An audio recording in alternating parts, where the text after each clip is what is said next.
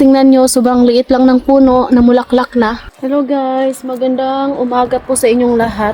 Dito pala yung mga bata sa labas no, naglaro. Sa lahat ng bulaklak ng prutas dito sa Romania, ito talaga yung pinaka-favorite ko. Itong bulaklak ng apple, napakaganda. Pag yan, namulaklak lahat guys, sobrang ganda, parang plastic. Mommy! Look, Mommy! Oscar. Kailangan daw yung tanggalin.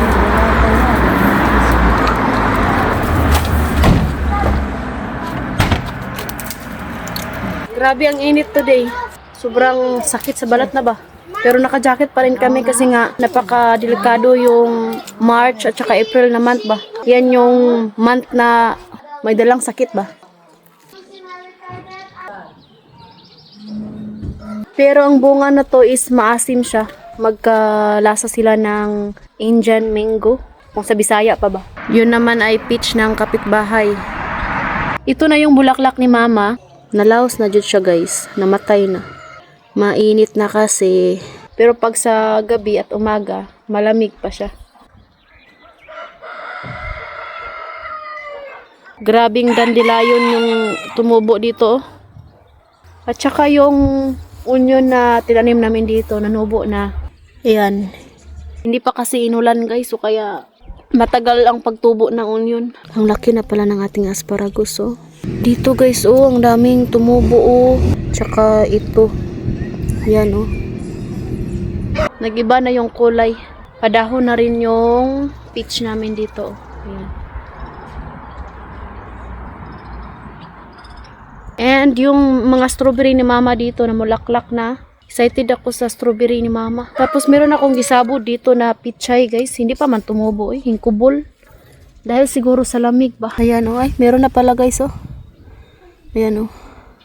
Ito na yung strawberry na mulaklak na. Ngayon naman, yung namulaklak is yung plums. Yung wax cherry ng dahon na. Nag-iba na yung mga bulaklak. So, ito naman yung plums yung nag-bloom.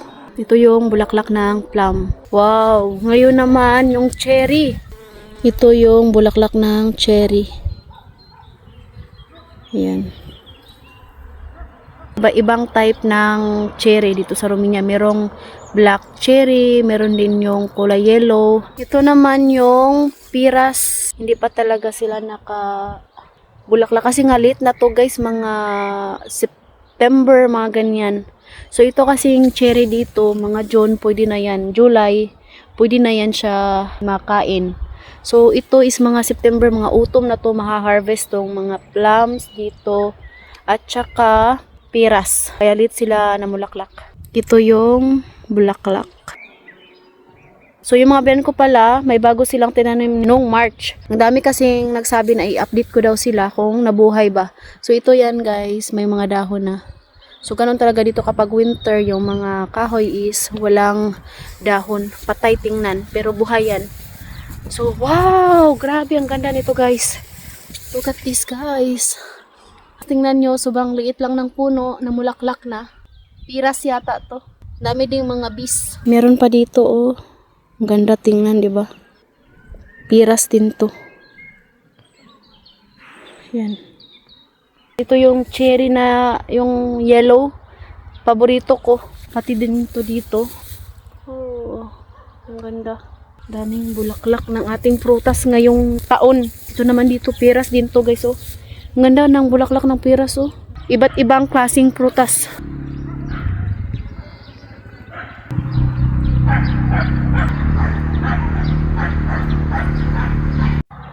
Ganyan kakulay yung ating garden.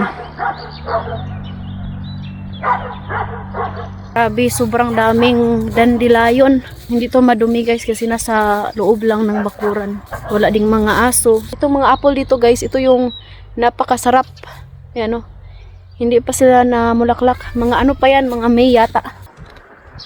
Ito na guys, namulaklak na yung tulips yata to. Tama ba ako?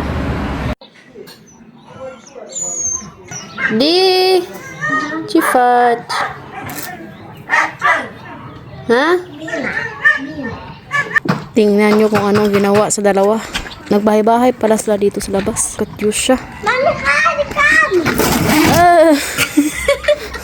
Mommy, hide, come! Diba si Katyusha? What? Hide them. Hide them, Mommy. No, bro. Eh. Hide it. Pina-feel talaga yung summer nila ba. Sila lang din dalawa, guys. Kaya maganda talaga na merong kapatid para di ta mahasol kay kung walang kapatid si Katyusha, guys. Ako po samok-samokon nga. Magduwa-duwa mi. Mga manok yung kalaro. Mommy, hide it. No. No, he may caca here, Mommy. Ay, But it's okay because I wiped already. careful Katyusha Tirog. But it's really You good. need to give water the chicken, Katyusha. She don't want. Okay, I'll give. Yun lang naman, guys. Update sa ating mga prutas dito sa loob ng bakuran. So sana nag-enjoy kayo. Wag niyo Petri family. We love you all. God bless. Eddie, bye. Bye.